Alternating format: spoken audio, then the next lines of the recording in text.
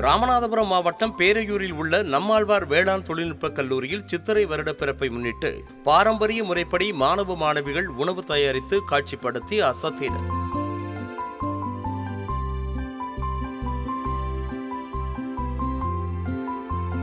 இதனைத் தொடர்ந்து அவர்கள் கோலாட்டம், புலியாட்டம், கரகாட்டமாடி மகிழ்ந்தனர்.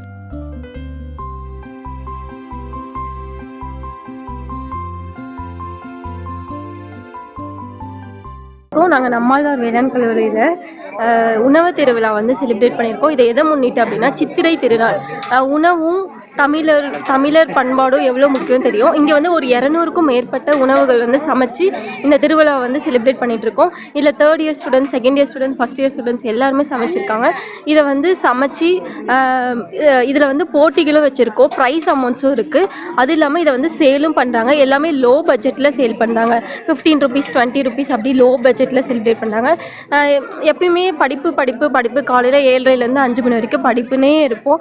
இந்த மாதிரி ஸ்ட்ரெஸ்ஸாக இருக்க சமயத்தில் வந்து இந்த மாதிரி ஒரு திருநாள் வந்து கொண்டாடுறதுனால எங்களுக்கு வந்து ஒரு ஸ்ட்ரெஸ் பஸ்டராக இருக்குது. இந்த வாய்ப்பு அளித்து தந்த தாளார் அவருக்கு ரொம்ப நன்றி. நம்மாழ்வார் வேளாண்மை கல்லூரியில் வந்து இப்போ வந்து உணவு திருவிழா கொண்டாடிட்டு இருக்கோம். உணவு திருவிழா வந்து எதுக்காக இப்போ கொண்டாடிட்டு இருக்கோம்னா, தமிழ் புத்தாண்டையை வந்து சிறப்பாக கொண்டாடுற விதமாக நம்ம உணவு திருவிழா கொண்டாடிட்டு இருக்கோம். நீங்கள் கேட்கலாம், தமிழ் புத்தாண்டுக்கும் உணவு திருவிழாக்கும் என்ன சம்மந்தம்னு. தமிழர்களோட மேம்பான ஒரு பண்பாடுனா வந்து என்னதுன்னா விருந்தோம்புதல். அதனால தான் உணவையும் செலப்ரேஷனும் சேர்த்து வைக்கிற விதமாக தான் நாங்கள் வந்து இந்த உணவு திருவிழாவை வந்து கொண்டாடிட்டு இருக்கோம்.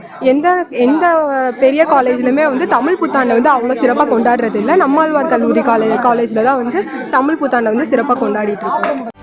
செய்திகளை உடனுக்குடனும் துல்லியமாகவும் தெரிந்து கொள்ள சப்ஸ்கிரைப் பண்ணுங்க.